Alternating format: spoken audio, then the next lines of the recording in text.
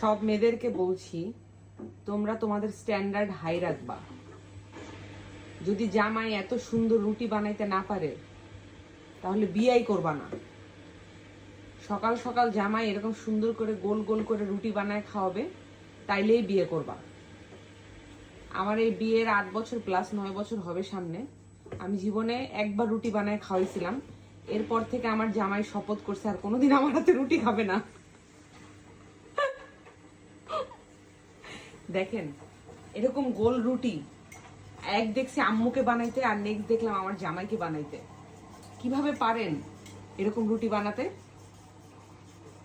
যেভাবে তুমি সংসার গুছাইতে পারো, ভালো এরকম আর্ন করা, যারা ভালো রান্না করে, এরকম ভালো অলরাউন্ডার বউ ছাড়াও তো বিয়ে করা ঠিক। অনেক বউ আমার মতো ইনকাম করে, ইনকাম তো তুমিও করো, এটা কোনো ব্যাপার না। কিন্তু যে রুটি বানাইতে পারবে জামাই, এটা ভাই হাজারে একটা, তাও আবার এরকম গোল।